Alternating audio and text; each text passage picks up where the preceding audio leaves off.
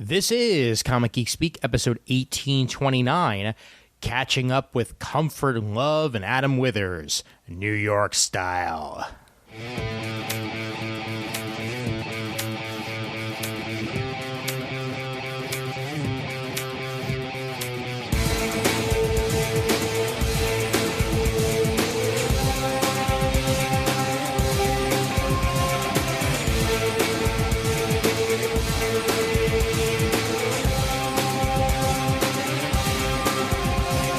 Welcome, one and all, to the show. This is Ian, and this is the last of the New York Comic Con tapes.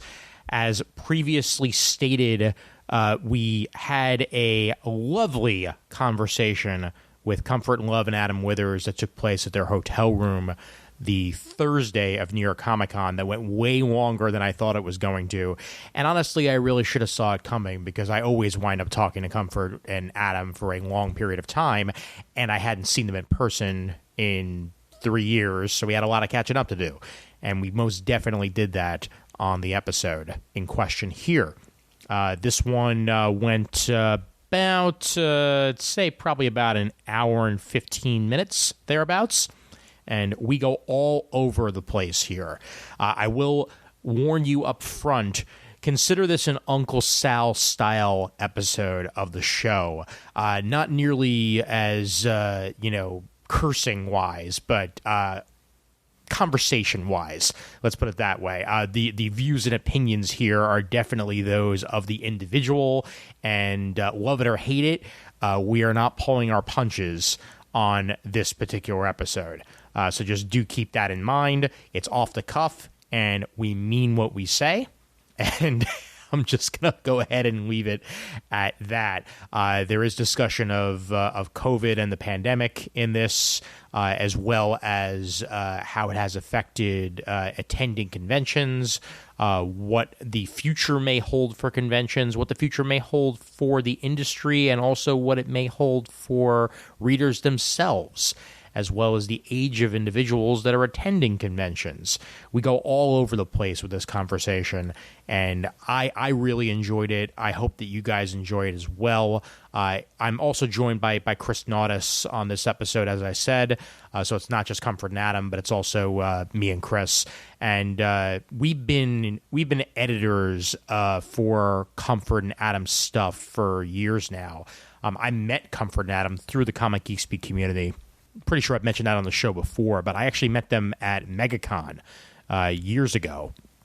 And when I did meet them, it was at a Comic Geek Speak meetup. We were having dinner after the con, and Adam and I bonded over Green Lantern, essentially. Bonded over our shared love of Kyle Rayner, and the rest, as they say, is history, is there, as we kept in touch. And for a while there, we were actually rooming together at cons. We attended Otakon every year, and that was right around the time that Comfort and Adam were beginning to expand their con reach into the East Coast, and they needed a hotel room for Baltimore Otakon. It's no longer in Baltimore anymore, and we decided to shack up with them at that convention, and it made our friendship that much more robust, sharing a room with them. And then in future years of New York Comic Con, at my old apartment, back when I was actually still living with Kris at the time, they went and stayed with us, stayed on the couch basically, and got to, we got to hang out the entire time that they were there for that, which was pretty great. I remember taking them around also when I lived in the Seattle area for a short time and was there for Emerald City Comic Con. I remember taking them around the city a little bit and hitting up Chinatown and eating some lovely Chinese food, and then taking them back to the hotel room after the fact. And then I was on my merry way from there. So yeah, I absolutely adore Comfort and Adam. They're two of my favorite people in the comic book community, and getting to know them over the years has been great. And catching up with them here was terrific as well. They have some excellent thoughts on the comic book industry and where it's heading. They've been self-publishing for years now, and they have a very unique perspective because of that. And you will get to hear that unique perspective for sure on this very episode. But first, a note that we are, of course, sponsored by you, the listeners, over at patreon.com/Comic Geek Speak. This very episode that you're listening to right now was actually the first episode that we ever released before it hit the main feed on the Patreon. So if you give as little as even $1 a month, you would have seen this on your Patreon feed for patreon.com/Comic Geek Speak a week before it aired for the general crowd. We're not going to be doing this on the regular, but I figured that since we had some banked episodes, that I would just give a little treat to the patrons. And if you want every now and then some communication and some extra episode releases before they hit the main feed, then the Patreon will definitely be for you. And anyone who has supported the show over the years, whether it be via the Patreon, whether it be a PayPal donation, or whether it just be by spreading the word, whether it be through an iTunes review or just letting a friend know about the show, you guys are the best, and we thank you so much for that continued support of Comic Geek Speak. All right, without further ado, I'm going to hand it over to myself, and here we go back in time to the end of day one of New York Comic Con, right after our Thai food dinner. And take it away, me. Well, would you look at that? It's Thursday here at the New York Comic Con. The New York Comic Con. The New York Comic Con, not the fake one. No other con can suffice. And we're back in the hotel room of old friends of Comic Geek Speak. Ladies and gentlemen, Comfort and Adam. Hello! Hey. Hello, CGS. Hey. And also on the other side of the room, she may chime in from time to time, is longtime podcast contributor and Ian's cousin. Kris Naudus as well. Hey, Kris. Hello out there in radio download land. Yes, we're all loopy as hell right now, so... Yeah, because for some of us, this is our first con in a while. For others, it's not. And that's going to be part of the conversation here. As I decided to go to the experts to see just how things have changed over the past couple of months. For the two of you who have now gone back to traveling and what have you, you probably have the best first-hand idea of just how different the convention existence is and how much the scene has changed. Mm-hmm. And I'd love to get your initial perspectives on that, especially now settling in the New York Comic Con, and one that's supposed to be one of the largest conventions in the entire country.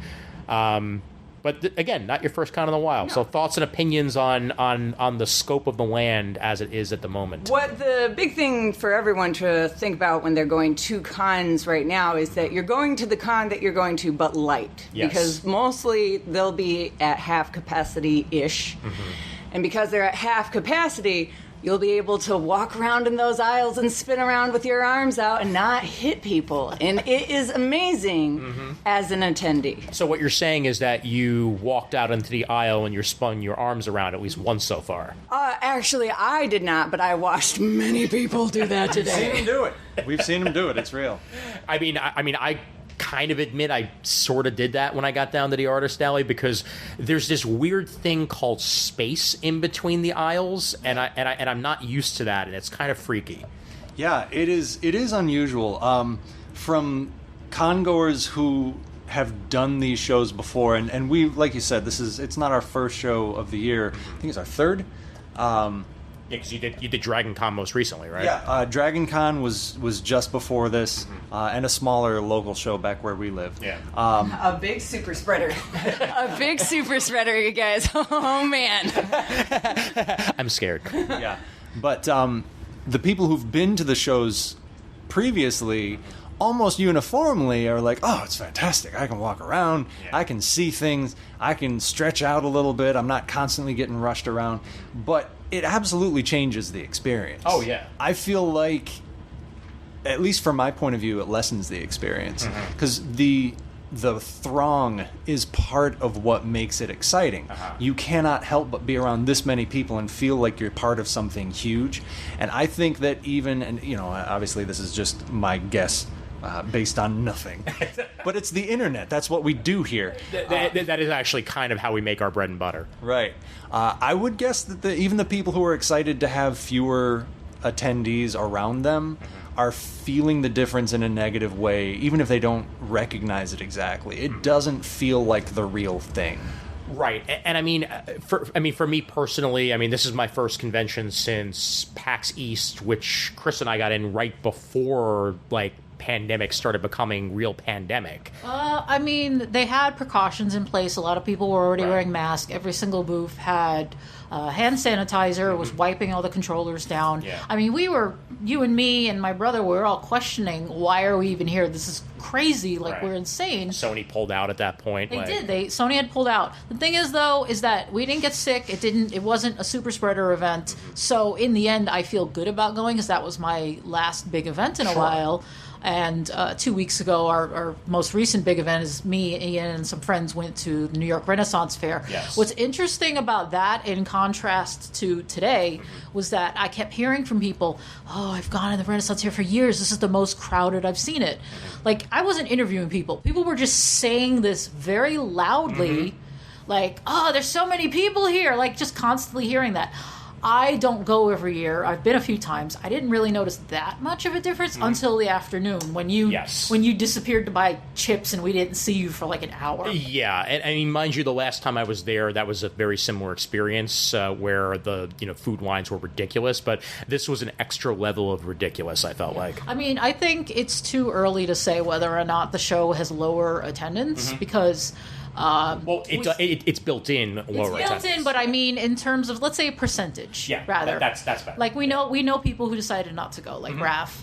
I do think Saturday and Sunday will be the ultimate test. Especially, are they doing Kids Day this year? They are, yes. And a note that the only day that has sold out, according to their website, is Saturday. Today, tickets were available today. Tickets are available tomorrow. Tickets are available Sunday. And kids' tickets, which always sell out, are still available on Sunday. Yeah, well, remember, kids can't get vaccinated. That's very true. I mean, it varies by state, but New York is still only 12 and over, and you have to have a parent's permission. Yes. So, again, I'm like, any teenagers in New York aren't vaccinated, just drive them over to Jersey, throw them out the car, and wish them luck. Because you don't need parental permission in Jersey. Yeah. So Everything teenagers... is legal in New Jersey. That's very, very true. I think I saw a show about that. I'm not entirely sure. Also, it's the first time that a bunch of strangers shoving needles into you in New Jersey is a net positive for society. It's not just Atlantic City. No, my brother told me that they were doing vaccines at Great Adventure. Oh my God. So when they're doing them at Six Flags Great Adventure, this is our brave new Six world. Flags, Fright Fest, and vaccinations. It's a surprise at the top of one of the rides. You're coming over the top and suddenly a needle just jabs you. Well, I mean, bringing it back to the con for a minute, I mean, we were talking at dinner and before that, you ran into people that were like, wow, this is so huge. Like, there's so many people. And, in comparison, as people who have been to a full capacity New York Comic Con, I mean, this pales in comparison. But they get it. It's also just Thursday, and Thursday's always the lightest day. Yeah, it is definitely early to tell, but it is fun to watch the look on people's faces when we're like, yeah, look around and double it. I don't think even double it. I would say maybe triple or quadruple at times. Yeah. It's Thursday, but I must sing, look around, how lucky we are to be at the con right now. Oh, God. I promise this will be the last Hamilton reference. It might not be the last Hamilton reference. I know. Yeah. So I would say, if you like smaller crowds, come to conventions right now, wear your mask and be vaccinated. Right. But if this is the kind of con you like, if you hate that crowd, now. Yeah. When the next lockdown comes, that is not a quote you're going to want to have attributed to you, Comfort. Well, I know. Comfort Love says, now is the time to come to a large public gathering. Well, look, that. We've only seen infections when cities have loosened their restrictions, when people start going to bars and not wearing masks. Right. And I mean, I haven't seen anybody get yelled at for not wearing masks, but I also haven't seen anybody not wearing a mask yet. I was not wearing one for a very short time while I was upstairs talking to somebody, and immediately security came over. But we were also near the entrance, so like they happened to be there, and they're like, please put your mask back on. They were polite about it, but please put your mask back on, and we went ahead and did that. But of note, I mean, you guys are in the artist alley, so I gave you the update on the exhibit hall. And since the last time I turned on this recorder, as I recorded a small segment on Wednesday when I was just talking about my anticipation, Marvel, IDW, Boom, Dark Horse, DC, all are not here. There are only 3 major publishers. There's some small ones on the floor, obviously, but of the major publishers, Aftershock, Zenescope, and Webtoon are the only actual exhibitors at the con. The rest of the hall itself, it has some really cool booths. Like, it has like a Dragon Ball booth. It has like a Funimation set up this whole like island in one area that looks really, really pretty. But it actually reminds me more of an anime convention than a comic convention in that aspect. Outside of the people who are selling comics on the other side of the floor, that makes it feel more like the typical buyer con or what have you. Yeah. But the actual exhibitors, very, very different experience this year than in previous years. Yeah, it's pretty wild. Yeah. Pretty wild to see. It's obvious that not everybody is sure. Some people are ready to wait for it. God damn it.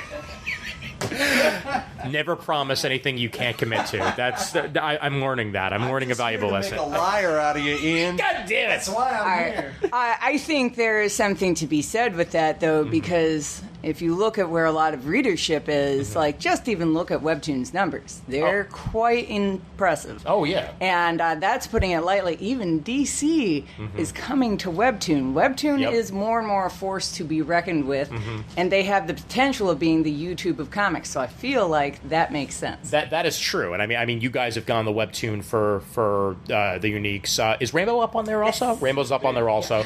And I mean, obviously, it's been a source of change for you guys, obviously, to go from the full issues to doing it piecemeal the way that you do with Webtoon, because then it basically becomes a webcomic in that way.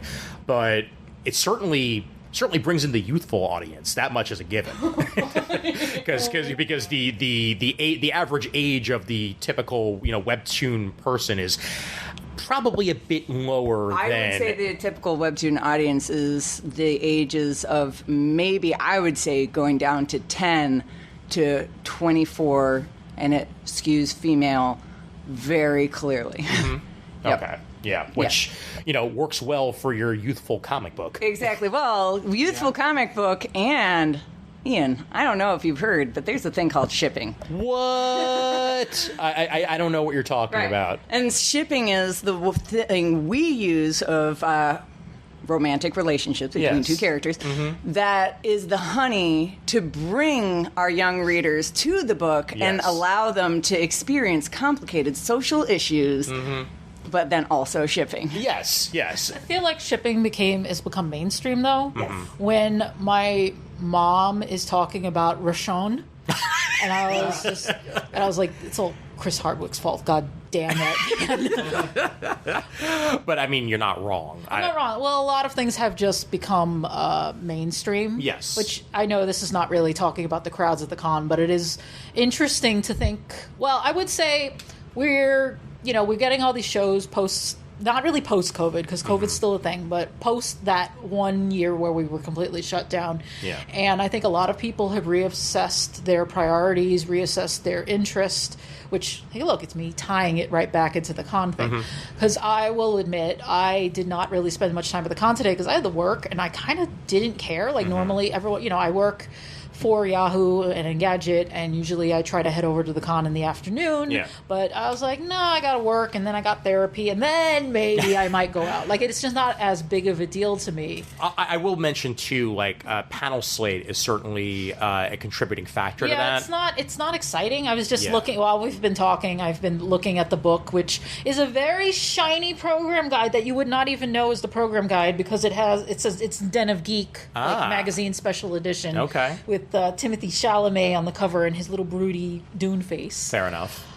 I mean, I did go to one panel today to support our friend Jamal Igle, and friend of the show, who will probably be on this show later today as you listen to this. Later this episode. Later this episode. That is that this is an episode. It's happening over a weekend. Running out of time. I know. Okay, maybe tomorrow. I went there. It was a panel on how to pitch your book.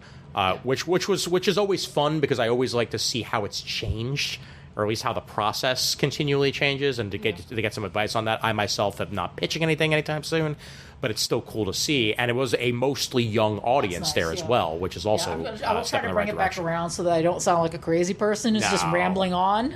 Talking about so I feel like we've all reassessed our interests, and people have become interested in things they normally wouldn't be interested in. Yeah.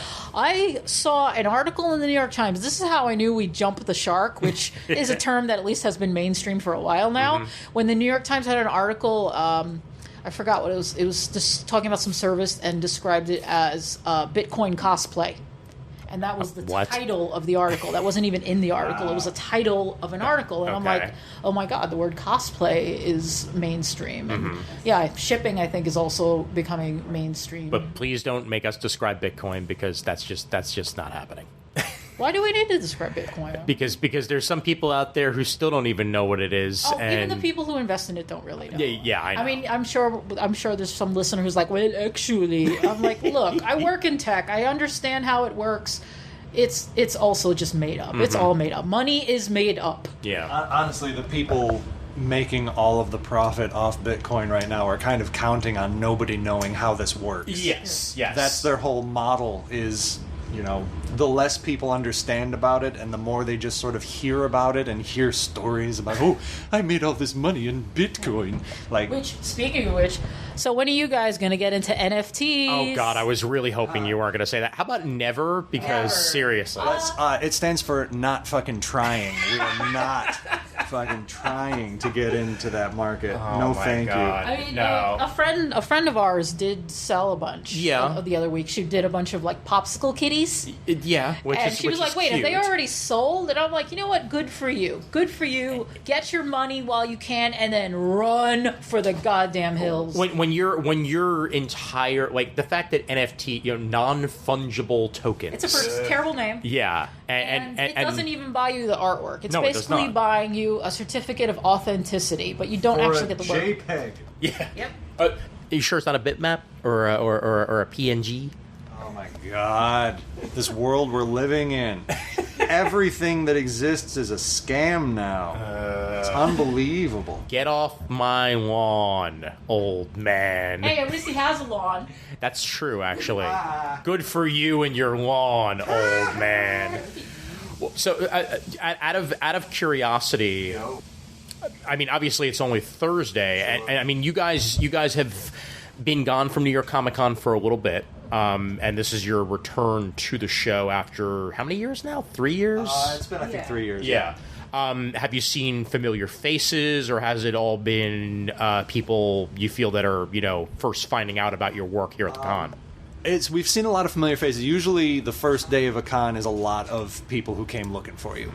So we've seen a lot of returning faces, which has been great to see. Because when you're gone this long, and we talked about moving to Webtoon, so the pandemic did real terrible things to the printing and shipping industry. Still doing it. Still doing it. Yeah. There's trouble out there. I don't know if you heard about Penguin Random House losing the first shipment of Marvel Comics. Oh no! Yeah, that we were rooting for them. Like, you had one job. it's okay. They have time to recover, but yeah. Yeah, that's woof. So there's another anecdotal story. So they just did the Avatar tabletop role-playing game Kickstarter, which succeeded beyond anyone's wildest expectations, and people had some pretty wild expectations going in. Yep. And they had to send a message out to the backers saying, so about the print editions, Oh boy. our printers have told us that there is not enough cardboard in the United States to fulfill an order of the size we would need. Okay. There are massive paper shortages.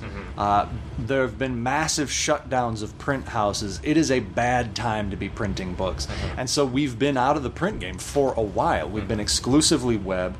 And you get worried, It's been a few years since we've been to New York. We haven't had anything in print for a while. Do you get forgotten? And having people coming back and being so excited to see us, to see what we're doing, we are on track to sell out of Volume 3 by tomorrow if we keep going at this rate. Yeah. We didn't have it last time we were here. And everybody's been... Actually, yeah, that's a really good point, because that came out shortly after the con. It's been a couple of years, and they still remember, and I love it. Yeah. But also, Webtoon again. Webtoon, a lot of people read the book, and they come up, and they're like, I love the book, and I want to buy it. So Webtoon not just, allows other people to find your book, but you do overall, I think, make more sales because the awareness is higher. Sure, yeah. And I mean, in this day and age, you need awareness more than anything else. Well, I also think, this is me philosophizing a little bit, like us being shut up, not being able to go shopping. Sure. Like, a lot of the things that we kind of took for granted or didn't care about, now it's shiny and new again. Like, people want those real experiences. I think that's why the Renaissance Fair was so crowded, because people are like, I've always wanted to go for years. This is, like, they probably... it probably was on their bucket list, and now they're like, shit, I gotta do this stuff now. Yeah, I think maybe that'll help New York Comic Con too. Like, people just want to get this out of the way. But I think we're just happy to just be normal. Oh, yeah. Like, people will grasp it normal, even if it wasn't their normal. Yep. Like, we're creating a new normal. I mean, I know I'm repeating myself. Well, yes. I know, and by the way, the paper shortage has been recorded in the New York Times as well. I would just tell, if you're planning to buy, books for Christmas, do it now, because you will not get them before Christmas. Oh, yeah, otherwise. Definitely. Yeah, and I mean, that's exactly what you said about a new normal. I mean, we said this at least a couple times earlier tonight, and I'll reiterate it, that cons will never be the same again, because frankly, the world will never be the same again. And you evolve and you grow accordingly in that way. And if cons themselves have to change and adapt, whether it be, changes in the exhibit floor or changes in the artist alley or what have you, if this is going to continue to be a functional existence of a thing that continues to happen, then yes, it has to grow and change with the world itself. It's just the way it works. And it's not necessarily a bad thing inherently. There's nothing automatically bad about change. I'll be interested to see what things change into, but the fog is still way too thick right now to theorize about how things are going to shake out once everything starts to settle. It's all so up in the air right now. Yeah. Can I say something? So No, you can't. I'm sorry. Something that's been on my mind. So I think too, what's interesting is watching the kind of crowds that come to shows when everyone needs to be vaccinated. Honestly, it's a markedly liberal crowd in comparison to, and it changed which prints of ours sold and which didn't, and which books sold and which didn't. That's an interesting point, and I'm glad you went there, because I know that you're premiering a few new prints here at the show. Your X-Men print that you guys have been working on for a while, that's now available and what have you. I'm curious what your highest selling prints have been so far on Thursday. Like, which ones have been selling like hotcakes and which ones are still sitting there? We did one celebrating marriage for all, because gay marriage, was 5 year, 5th anniversary was last year. And we were like, yes, we're going to put this print out. And then COVID happened, so we put it on pause and we finished it for this show. And I think it really speaks to a lot of the crowd that happens to be here, whether you are on the queer spectrum or not. It's a special print. Sure. So I think that's something that maybe wouldn't have sold and been one of the top sellers if the crowd sold, but not maybe in the same numbers. Right. I guarantee you it would have sold at an anime con because, I mean... Yes, it would have. No question. Yeah. But yeah, the crowd is different. Like being at Dragon Con, the amount of rainbows on things was amazing. And that's, again, because that's who's getting vaccinated. And it's really, really obvious. Not, again, that everybody's on the queer spectrum, but the type of person that really finds this to be important is the kind of person that can come to cons. Right. And if you don't find those kinds of things like getting vaccinated important, you can't come to cons right now. Right. Sure. And, it's easier for us to speak on Dragon because the whole con is done and we saw how the weekend played out, and this is only day one here. But one of the things we had expected at Dragon, it being in Georgia, the heart of the South, Atlanta notwithstanding, it's a blueberry in tomato soup.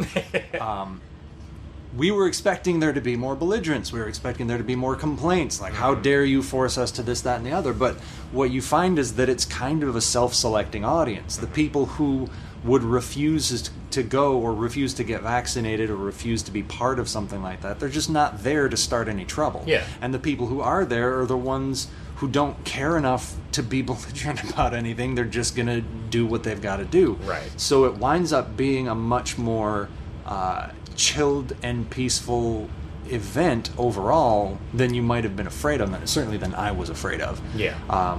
Because the people who would complain just aren't there. Right, exactly. And I mean, and I think obviously here in New York is a different situation. I'm sure there's parts of the country where that's going to be a bit different, and the world for that matter. But yeah, well, I know, was it at MatsuriCon or whatever that, or Anime Matsuri over in Texas? Yes. Was completely, they didn't even bother like testing or requiring masks. And I just follow Renfamous on Twitter, and I just learn about whatever the hell is going down. And that, yeah, generally a con will reflect its organizers, and this, of course, New York Comic Con is Reed Pop. They're a corporation. They're professional. They're based in Connecticut. Like, they're not going to F around.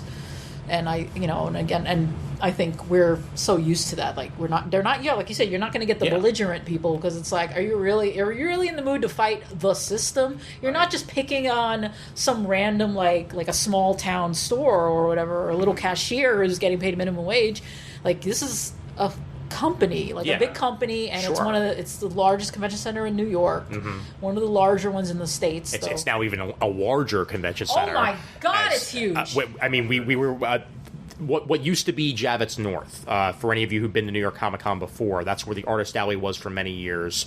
They've had tore that building down. It was supposed to be a temporary building to begin with, and they built an entire extension to the Javits, a 5-floor extension to the Javits that in of itself is another convention center. Calling it an extension doesn't do justice. It is an entirely new building that happens to share a wall and several openings with the Javits. It is just nuts. Yeah. And I went into this labyrinth to go to the panel that I went to earlier today, and it was on the 4th floor.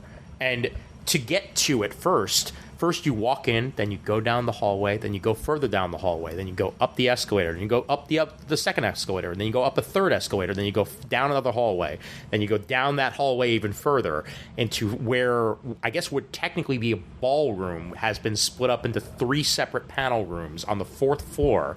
Around the corner, they have tabletop gaming set up.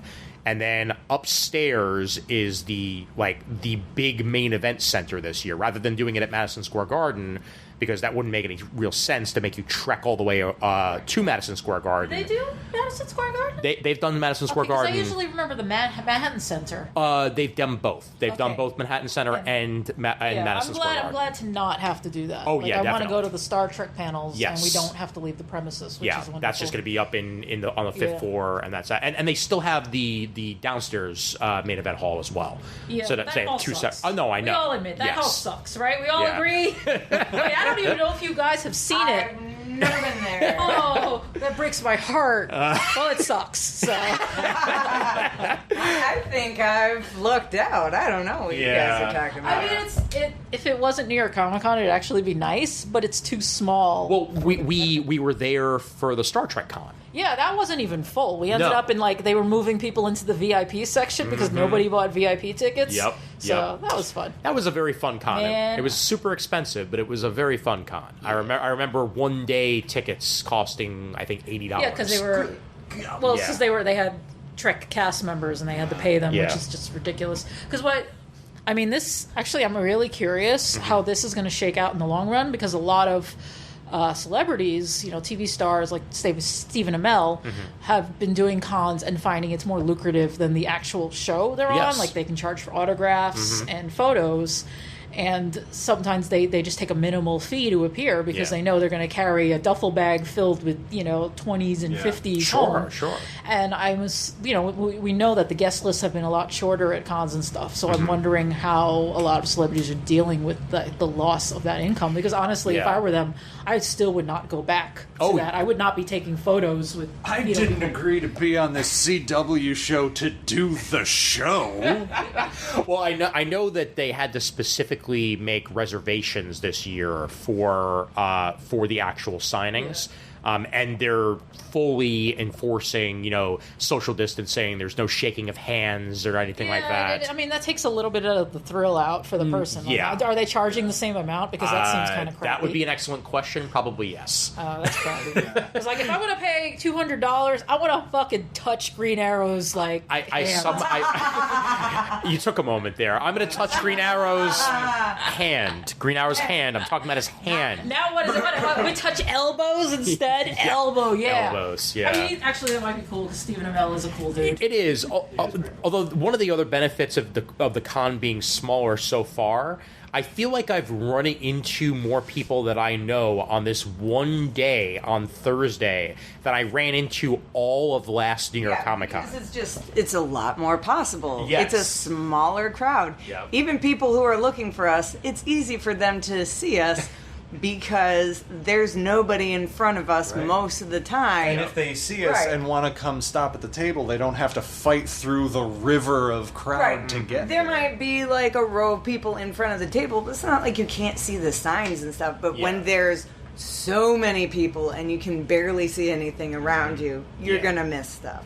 I think last time you guys were here, the Artist Alley was on the opposite end, if I remember correctly. It was box. Yes, hot box. It was super super hot, and if I remember correctly, it was also super hot outside because I remember it being still like in the 80s for some reason that weekend, but I could be wrong. Yeah, it was unseasonably warm, but it was a small room.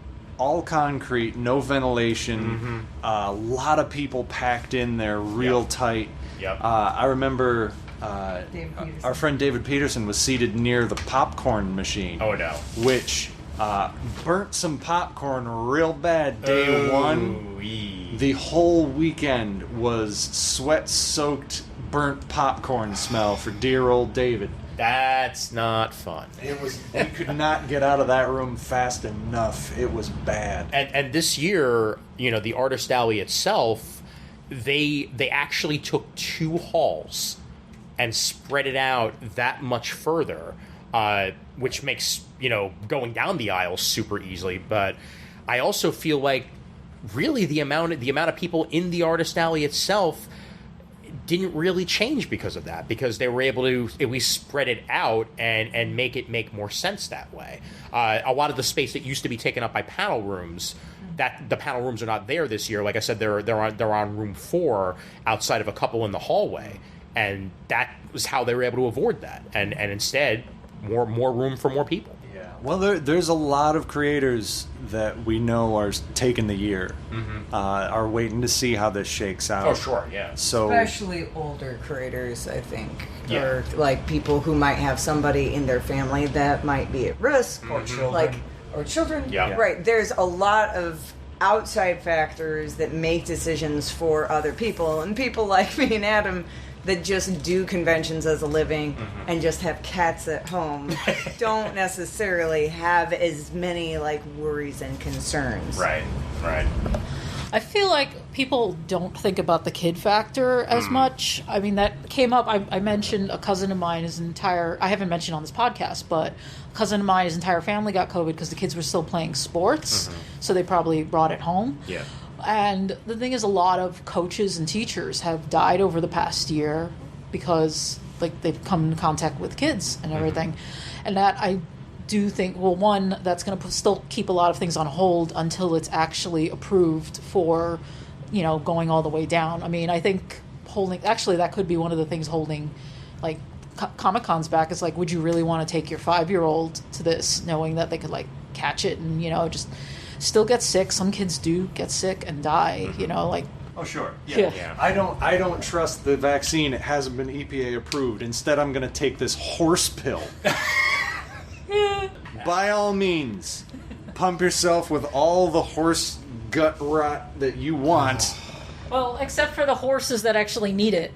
They never talk about the horses. Horses suffering. Have still not been approved for receiving the vaccine, and there's a lot of people, cowboys mostly... Okay, I know you're being facetious. I say the nay. Yeah, I know. Nay! Wow! Oh, you're my hero. My hero. Seriously though, they're like, every time you hear about a zoo animal being COVID positive, I die a little inside. Yeah. I'm just like, this is gonna be an effing problem for a while. No lying. Yeah.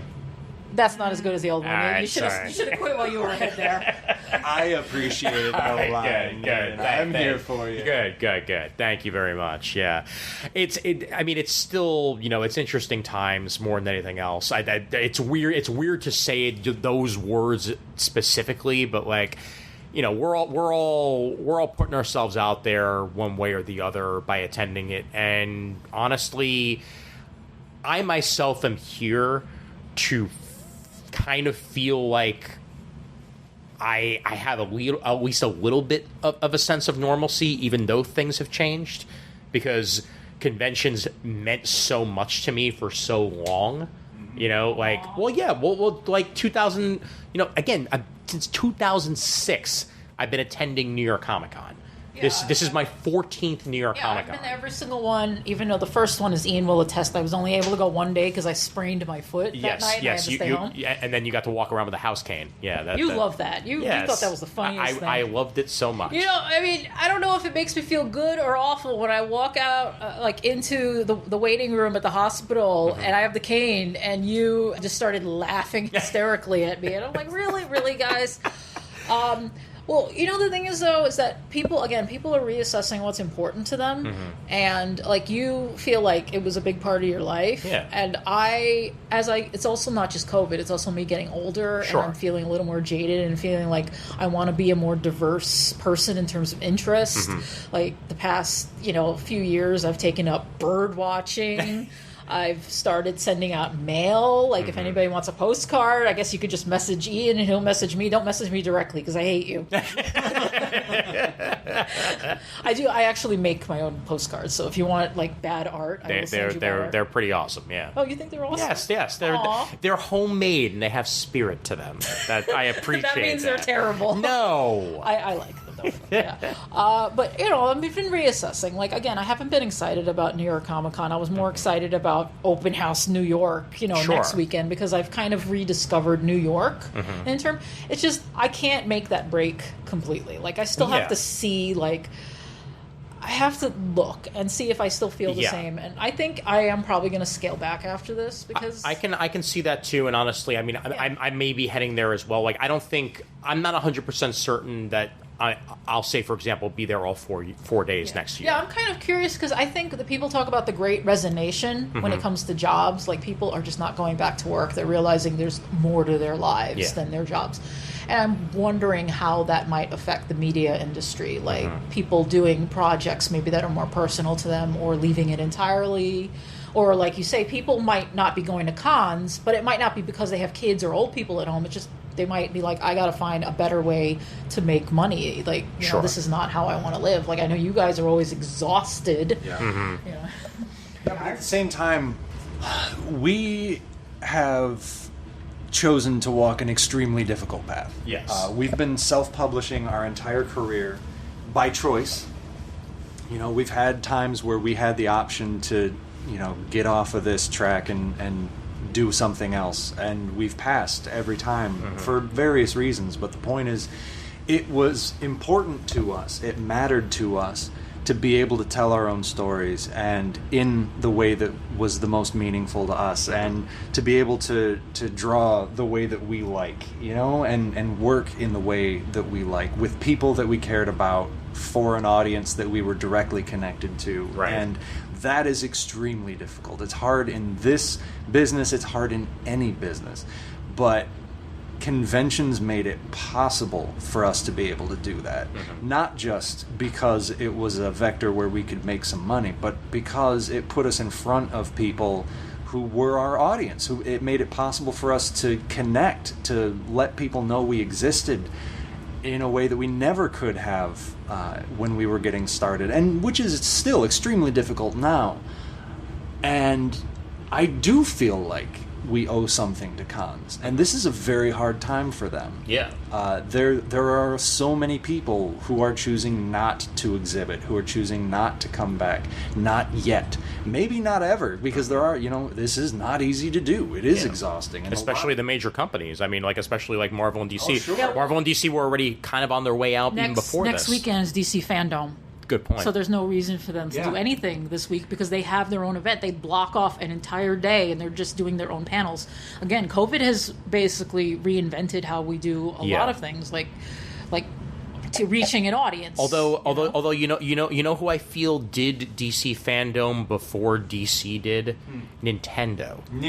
Because when Nintendo started doing Nintendo Directs rather than attending E3, that was a sign that the large companies may not necessarily need the big entertainment expo in order to actually get their products out there and get fans interested. And before you know it, every network has their own friggin' streaming platform, and nobody wants to share space anymore, and everybody wants their pound of flesh so you can watch the damn Seinfeld episodes. DC Universe went really well, and it's still a streaming service to this very day. Really?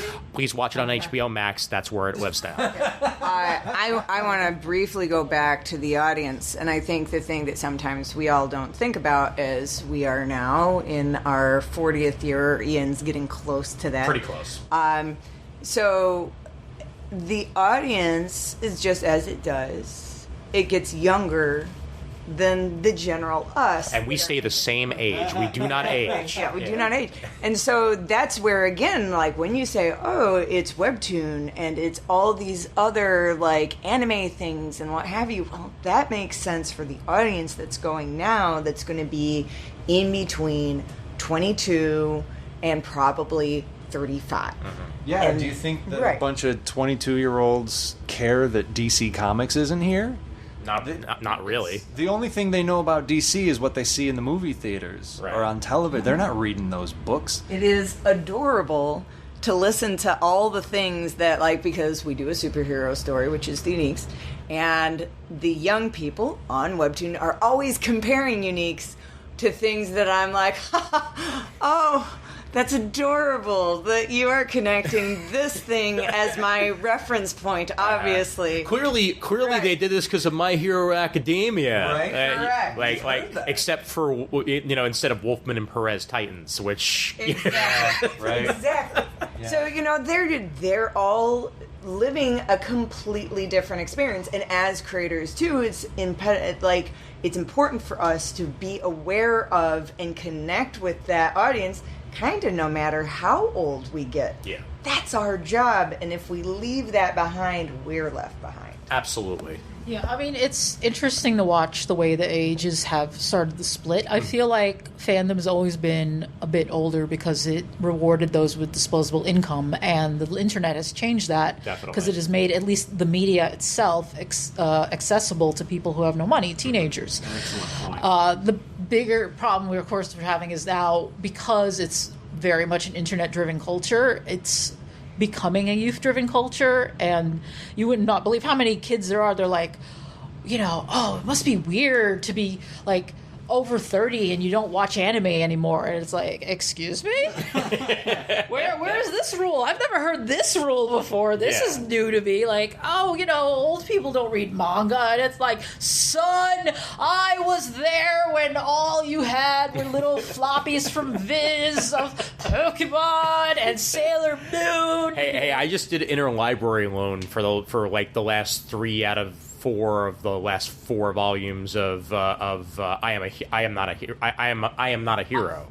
It's just I am a hero. I am a hero. I am a hero. Yes. Yes. I mean, if you haven't read it, this is my recommendation. I guess this will be my recommendation for the show. Is you should absolutely read I Am a Hero. It's a zombie story, but it's an unreliable narrator, so you're not entirely sure if there even is a zombie apocalypse happening. And the premise of it is that there's, this man in Japan living there when it appears that a zombie apocalypse is broken out. And he is one of the very few in Japan who owns a gun. Yep. Because remember, they have very strict gun control, which comes up a lot because he doesn't want to use the gun because, again, he's not sure there is an actual zombie apocalypse. Right. So he's afraid if he shoots somebody, he might go to jail for the rest of his life because he might have just shot an innocent person, and he has to keep track of all his bullets. And it is really fascinating. And this is my recommendation. It has nothing to do with the con, but you should read it. They also go through other moral quandaries of wanting to leave money when they take food from places it's so and stuff Japanese. like that. It's pretty damn great. I'm not trying to be xenophobic or condescending. No, not at all. It is interesting when society breaks down and people still follow social mores. Yeah. Well, it's also interesting to experience, at least through one person's perspective, how different cultures respond to a social breakdown, because it's very different, because different cultures expect different things out of society. Sure. And so to see what matters the most to them, the thing about a zombie apocalypse story is that at its heart, it's about what we expect out of society, what we believe matters culturally, and what we owe each other as people. Because the enemy in a zombie story is always the people. Right? Trying to figure out how to live together, how to be together, how to survive in this extreme situation. And you see what these different cultures value the most highly in the ways that they respond to having those things taken away. Yeah, no, and that's definitely the case, and I mean, especially even more relevant today. I mean, hell, Why the Last Man just launched on FX. But I mean, again, we're living in a very slow apocalypse right now. Yeah, I mean, it's weird. I've said that to people, and it's funny. I'll talk to people in my building. I'll be like, "This is the most boring apocalypse ever," and they know exactly what I'm talking about. I don't know if they're nerds, if what they watch on TV, but the fact that I can say that and have everyone just universally be like, "Yep." We know something has shifted in our society, right? And it's not likely to shift back. Without something terrible happening. We're living a science fiction novel right now. We're living in the comics and the movies that we've watched. It's just boring. Which is also why escapism is so important even today. And that is something that the convention experience gives, but also an experience that comic books can give, that video games can give, that that animation in and of itself can give, all of these outlets to just turn the rest of the world off for a little while and just enjoy. I think it is affecting what kind of stories we're willing to tell. Absolutely. And that's what's interesting. Is I don't think you're going to see a lot of pandemics on the screen because we don't need to. We've seen it. We know what people do in it. We're still living in one. That's. And yet, Sweet Tooth on Netflix was sublime. But that was made before, right? It was made before. Why the Last Man started production before. Yeah, that was already all of those things were already they're spinning their wheels beforehand. It's super strange. But I'm thinking about what became popular during the pandemic. You mean like a documentary about a guy who owns a bunch of tigers and. I didn't even watch that because I don't watch that shit. But people, I was surprised that as many people watch it. But I was going to comment earlier about Squid Game. Yeah. Which I had it recommended on my screen, but that makes sense because I watch a lot of K-dramas and J-dramas, and then all of a sudden to have everyone talking about this show, Americans have always been very subtitle phobic, so I'm still confused by it. But I think this is like a COVID thing, honestly. I think it's changed what people are willing to put up with and like. Part of me also feels like Parasite opened the door. That you know, when Parasite won the Academy Award for Best Picture, that proved that Americans can actually read. The thing is that the Oscars have become more, I hate to say, elitist. Like, I think Fair. the quality of what's won, like with the exception of Green Book, the movies that have won Best Picture the past like decade or so are way better than what used to win Best Picture. Yeah. Like, they're just far superior films, but they're also films that don't make as much money. Right. Like, they're just less popular. So it's hard for me to look at the Oscars as like some barometer of what human beings enjoy. It's what I enjoy. I love Oscar films, and not having the movies last year, it was so funny because I started just like watching stuff on HBO Max or, you know, on demand or whatever, and like I was like, this is an Oscar nom, like I could feel it. That's how I know I'm a pretentious dick at this point. With, you know, so I mean, to be fair, I mean, we like our hoity-toity. We bullshit. actually like watching all of the Best Picture nominees just to get an idea of what's going on. And and yet I still haven't seen Nomadland. I don't know why. Really, that movie's wonderful. I just don't want to be sad. I don't know. I feel like it's one of those spiritual, like, good kind of sads. All right, fair enough. I sobbed during the credits, but it wasn't, like, I wasn't depressed afterwards. I was just like, this is very sad. I spent the entire movie going, these people need a social worker. Can someone get them some therapy? Or I'll get the minimum. Oh, my God. It was just very sad. But yeah, we're told we should go back to Con. But it's so fun. This is related, though, because we're talking about, like, the entertainment that people retreat into as these things are happening. And it's impossible to talk about conventions or entertainment generally right now without talking about what the last year and a half, 2 years have been like.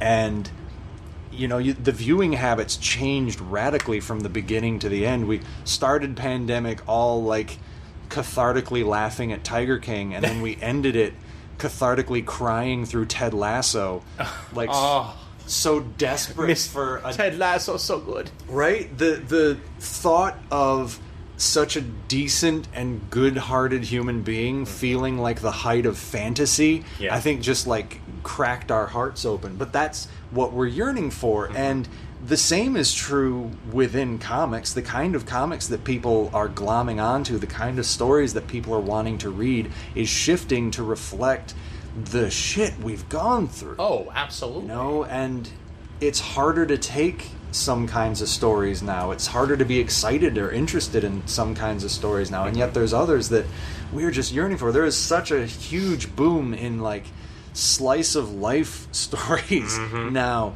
because I think experiencing, like, the simple pleasures of that sort of fictionalized normalcy is a different kind of escape. Well, absolutely, because you don't have to think about today when you're reading that sort of stuff. Like, it reminds you of the real world, but it in and of itself is not real. Even the ones that are quote unquote based on a true story aren't actually real. They're based on a true story. They're based on a true story. They're fictionalized. You're gonna keep saying that? Yes, I am, because I have to make that perfectly clear that when there's so many shows out there and TV shows and movies based on a true story, like, based on a true story, translation, we took these three characters and combined them into one for story purposes. If it's true, it's a documentary. I mean, if it's a show based on a true story, they have to make it into something you'd actually want to watch. Absolutely, Not, life isn't always have, like, a satisfying ending. Right. Not everything you see in American Crime Story actually happened in real life. I need to make that perfectly clear. Not every human being has an arc. No. And most of us who do, it's not particularly satisfying. Exactly. And some of them Never be satisfied. God, we went back. We went back. I left a couple on the cutting room floor of my mind tonight. We could have had a full reenactment if we weren't careful. You'll be back. I think that this weekend is going to be very interesting in general to see who shows up and who doesn't. Even on Saturday, the quote-unquote sold-out day, I really want to see whether that is actually a sold out day or whether or not it's just people that bought tickets and some just aren't even going to show up. Well, remember, it is capped anyway. Yes, indeed. So it's going to be, no matter what, smaller. Oh, it's definitely going to be smaller. I just looking though at the at the cap days, the fact that is the one sold out day.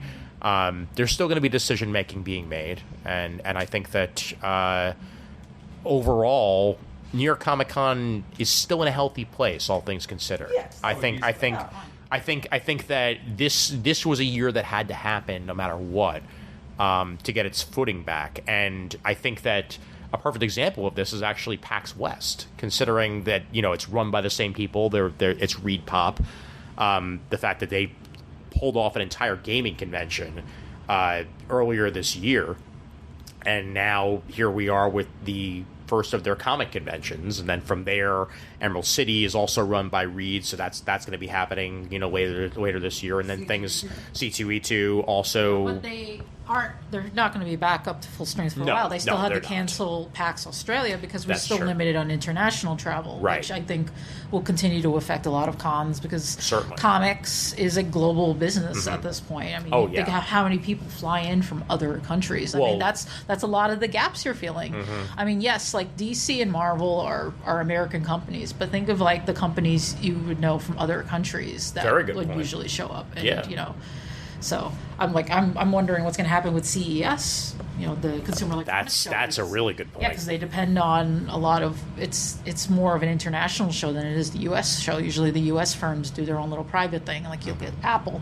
But again, we've seen like we've mentioned before, companies are now controlling their own press at this point.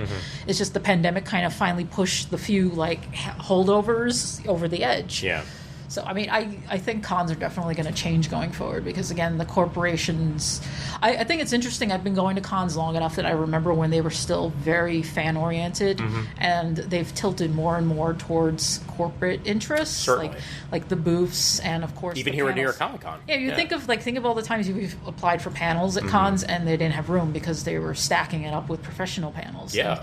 But I think, again, now that companies can control their own message, cons might revert back to more fan-controlled spaces. Yeah, especially as more and more companies, as we said, decide to go web only with their releases or their announcements, and there's less of a need to have a giant panel to make these sort of announcements in person. Yeah, I'll call it now and say that, like, if remember Marvel once did a big event at like the El Capitan where they were announcing all of the upcoming movies. Yep. They did something like that again. It would just be on Disney Plus, which they actually kind of did when you think about it, because if you remember that Disney Plus investor call from was that last year where every minute of every day combines into the last, so it's hard for me to really remember, but when they made the announcements of like Fantastic Four happening and all that jazz, like that was all virtual. That wasn't actually like really happening in a public space like it was previously, and you can do that.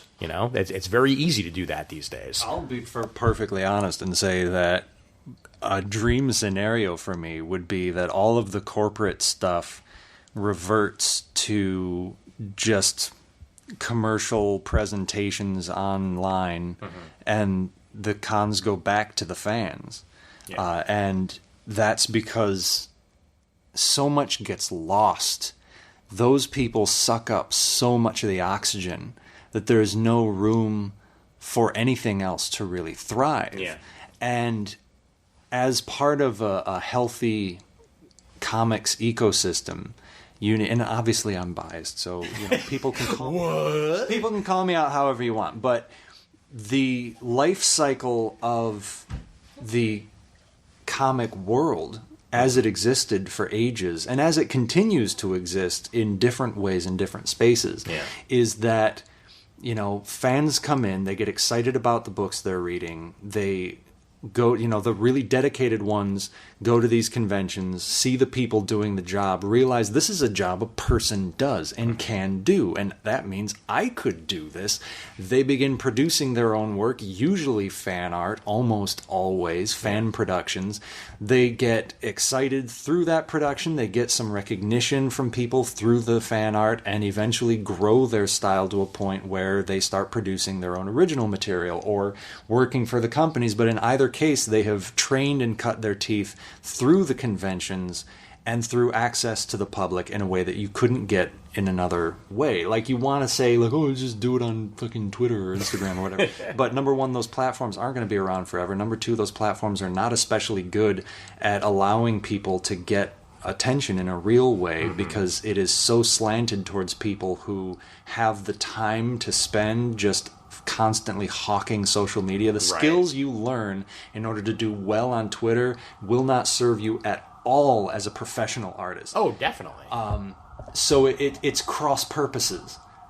And when the corporate interests come in and dominate so entirely, there isn't any space for anybody outside of their own pre-approved channels to get that attention, to get that notice, to be seen or found, or to develop their voice and build an audience to the point where they become the artists that these companies will later rely on.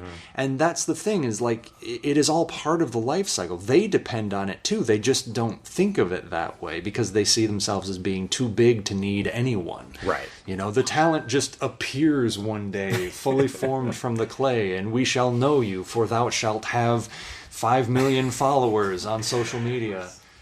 And it was good. Oh, but they keep getting let down. There are an awful lot of times where editors are stuck with some special cover artist because that person had some art that went viral, and it turns out that kid doesn't have any clue how to actually do the job professionally. Right. So now I'm stuck having to piece together this cover somehow out of the garbage that I was given, and it's 5 minutes until deadline or whatever. Like, it happens over and over and over again. And that's the thing. As someone who lives online for a lot of his life, online is still not life. Like, it goes down to it. And I think that there is still a balance that needs to be made between relying entirely on the internet and in-person interaction.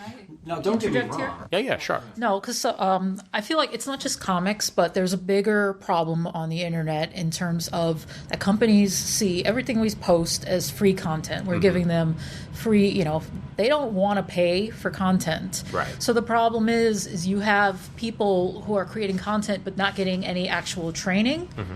And I mean, that's just in general, like you apply for jobs and they give you like a list of a skill set, and they're like, do you have all these skills? And you're like, no. And they're like, well, tough shit. No, because they don't want to train anybody either. Like, no, again, they just want the free content. They want everything delivered to them on a platter. They want it as cheap as possible. And again, we're seeing the great resignation because companies are like not paying people enough, and people are like, you know what, I can do better on my own. And but yeah, like with the kids, they're just they're not getting the training because the venues in which you used to get that just don't exist. Or again, because I can't even be mad at some of the sites because it's hard to make money on like running a website, doing content. Yeah. Like you look at, it used to be advertising, and then people started doing ad block, and so they had to find ways around the ad block. But now advertising doesn't sell. The big thing that they're aiming towards now is affiliate revenue. Like the Wirecutter makes millions of dollars. Which is why the New York Times bought it. Like and I mean that's kind of my job right now is to generate affiliate revenue. Newsarama joining with Games Radar was another perfect example of that. Like, sometimes things just get bought up, and then before you know it, they don't even really have their own name anymore. They're that's related, but not the same thing. But you're right. Like I did not realize how many websites ReadPop owns, and that actually made me feel a little gross because I think they own stuff like Nintendo Life. Except, they see the content as a way to push their particular message so they can push their, because I mean,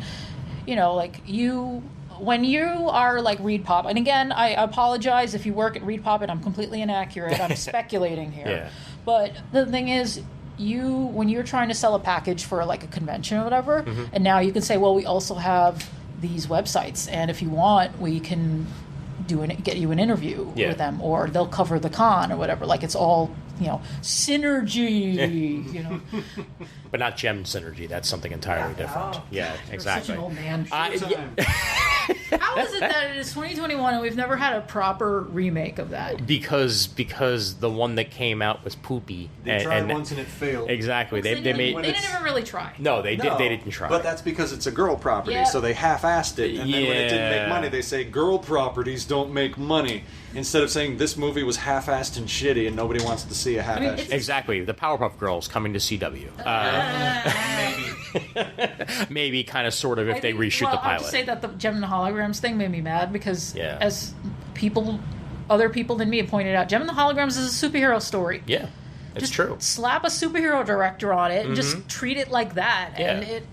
And it'd be pretty awesome, honestly. And you can sell the songs on iTunes. This is not rocket science, people. I can pivot as well back let's pivot. to. Sorry. No. Just building off of that a little bit. Mentioning the online presence, the fact that there's an entire online component to New York Comic Con this year, the fact that a whole bunch of panels are either virtual only, as in they've been pre-produced and they're being released on their their online portal, or there are panels that are simply just being streamed, so anyone who is unable to attend will be able to still have at least a little bit of a con experience. And I think that itself is a good idea. That I think is something that allows more people that were just not able or uncomfortable to show up to still have themselves a little bit of a con experience. Because what I find, one of my complaints for a while, before COVID,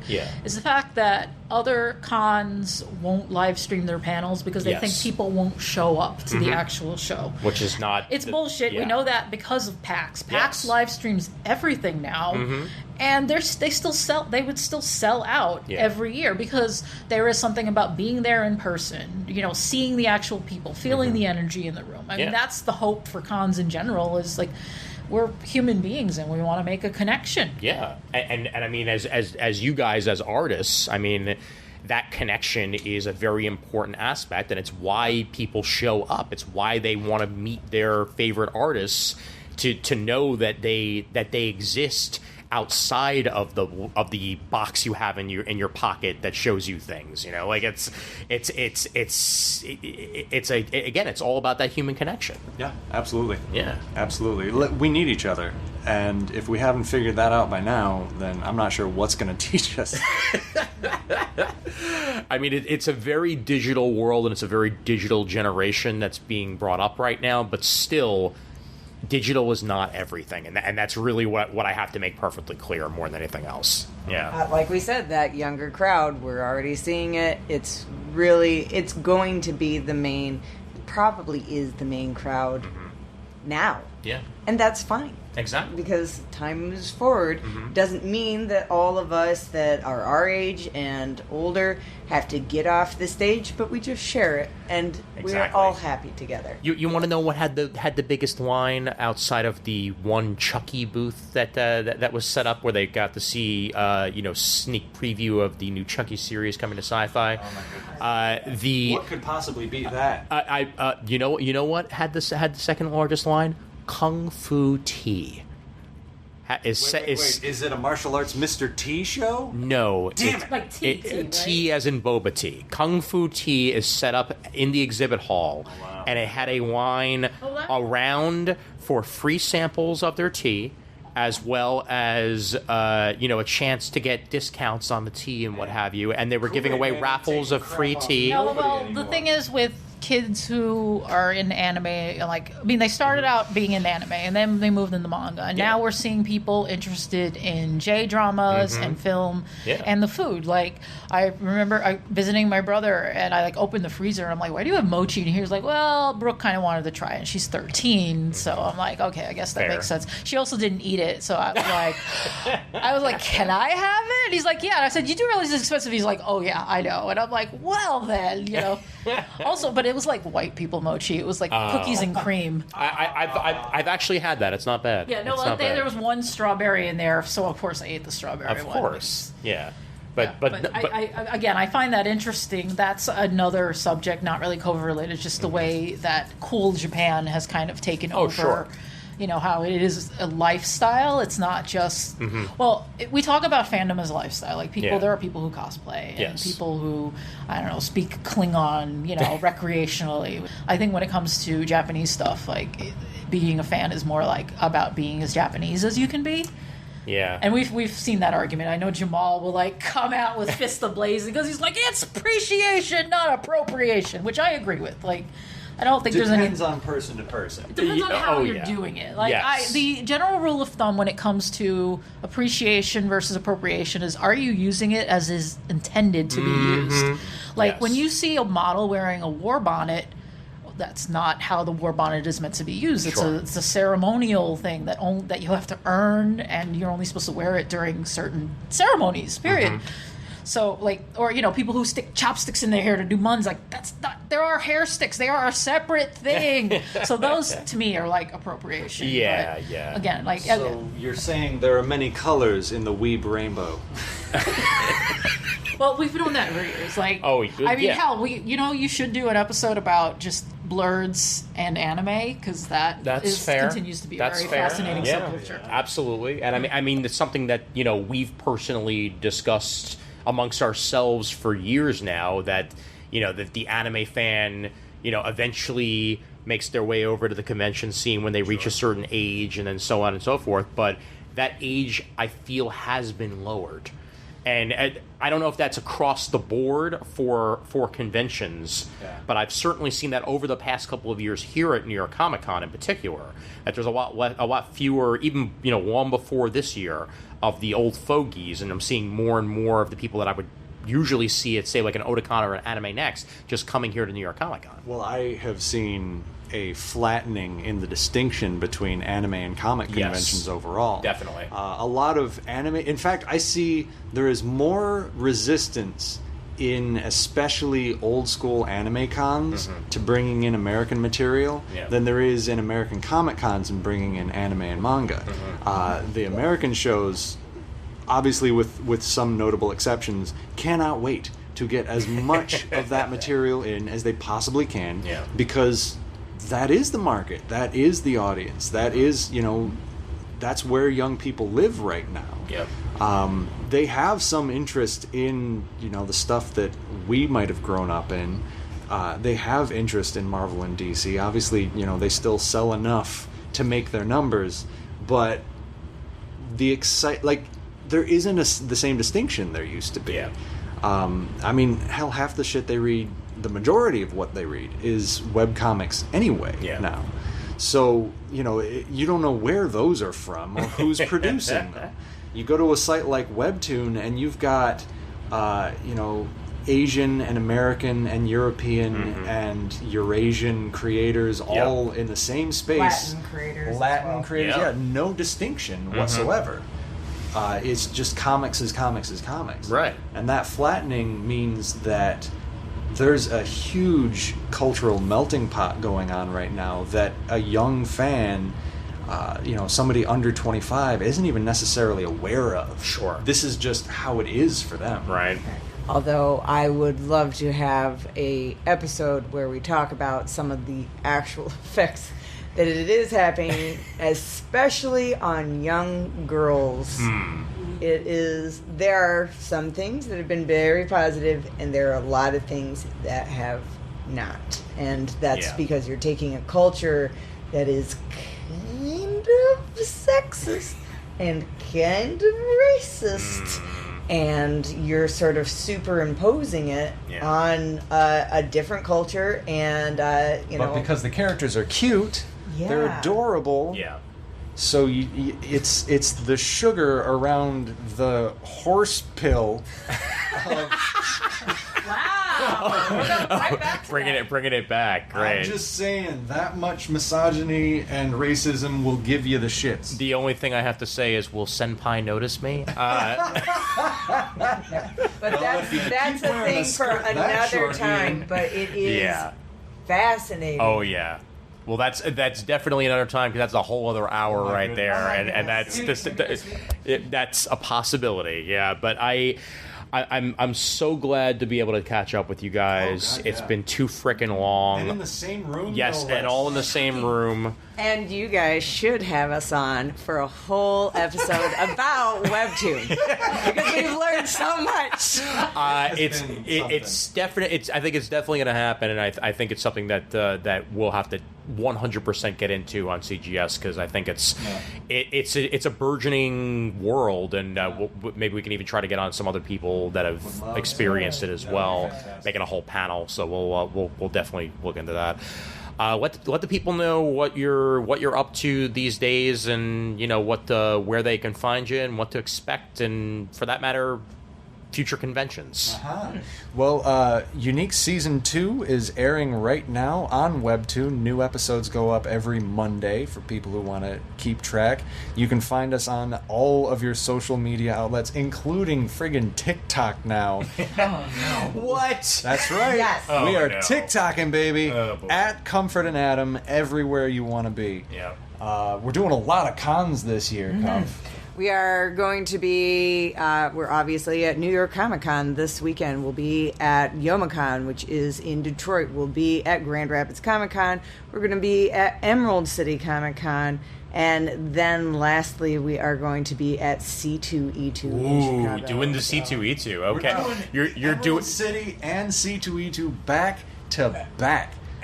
I don't know if you guys noticed this, but C2E2 happening in the middle of winter in Chicago. We live across the lake from Chicago. I know. You are braver than I.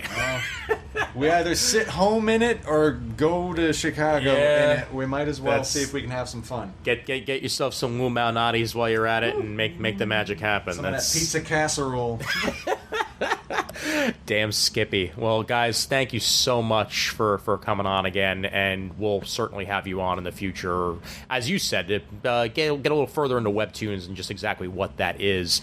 And more Hamilton references. And more Hamilton references. Yeah. Chris, where can Where we you find me? where can we Yes, find you? I'm still on Twitter at Kris Naudus, or you could do at Lampbane. That's where I brain fart. And, Yep. That's where I shit post. I'm still writing up some pop culture stuff for Engadget. So if you want to, you'll see my hot take on this week's What If finale there right now, as well as this week's Lower Decks episode. And I have seen the finale of Lower Decks as well, which I can say because I know this episode won't be out before Yes. it airs because you a slow boy. It may be out slightly before that. Aside Just a little bit. from that, I have a piece in the latest issue of O Reader, which you can pick up at many finer bookstores or just buy direct from the publisher. Nice. It's $8, free shipping, and all that. And I was going to say, in this Hamilton-themed episode, there's only one song that we should listen to. Oh no.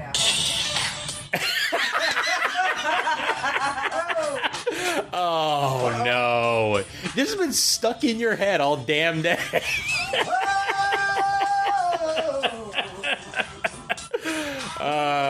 Return of the Mac indeed. Pass outs. Yes, exactly. We will be back with more episode further in this convention with other individuals. Stay tuned, and thank you so much for listening to us for the last hour and 15 minutes. This is the way we roll. So maybe this might be its own episode. We shall see. We'll figure it out. Alrighty, that was super fun, and I hope you guys enjoyed it just as much as I did. Like I said, we were raw, but it's bound to happen while we're at a con, and when we're just, I'm basically just talking to friends here, and that's exactly the case.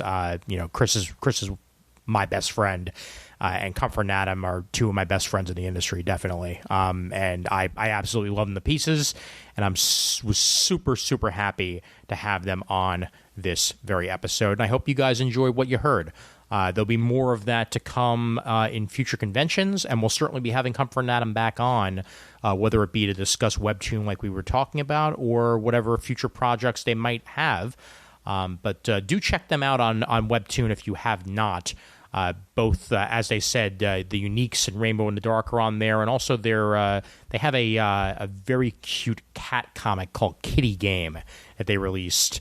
That's a short story.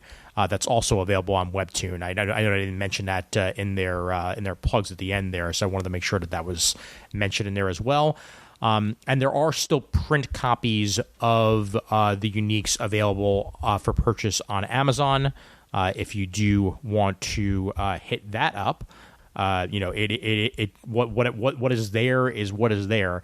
As I'm recording this right now, there are 11 copies in stock at Amazon of the Uniques Volume 1, 7 of the Uniques Volume 2, and 4 of the Uniques Volume 3. And as an update to what happened at the con, they did indeed sell out of all their books by the time New York Comic Con was over and done with. In fact, they had promised a Volume 1 of the Uniques to someone who came to their table shortly before they ran out of it. And they're like, look, we need this as a prop. If you come back within like the last hour of the con, then we'll gladly sell it to you. And that's exactly what the guy did. He came back and he bought himself his book, and they sold out completely of every book that they brought with them to New York Comic Con. If you happen to be at Emerald City or C2E2 or any of the other cons that they're at, do stop by the booth and tell them Comic Geek Speak sent you. Tell them Ian and Kris sent you, and we'll be super, super happy that you did so, and I'm sure they will be as well. All right. I think that's just about it here for this episode. Thank you guys so much for joining us. Once again, thank you as well to everyone over at patreon.com/Comic Geek Speak for supporting the show. You guys are amazing. The email address for Comic Geek Speak is comicgeekspeak@gmail.com. You can follow us on Twitter at Comic Geek Speak. Our Facebook is found over at facebook.com/Comic Geek Speak. And you can find the Comic Geek Speak supergroup on Facebook as well for continued communication with the show. Our voicemail line is 267-702-6642, and do shoot us a voicemail if you want to, wind up on the show. We'll gladly put you on. If you have something that you'd like to add or a comment that you'd like to leave vocally, we will gladly air that on the show in a future episode. 267-702-6642 for the voicemail line. And the forums are still there at the comicforums.vanillacommunity.com, where you can discuss this and many, many other episodes of the show. And you can find us on YouTube at youtube.com/Comic Geek Speak. And of course, we are uniting the world's mightiest heroes, one listener at a time.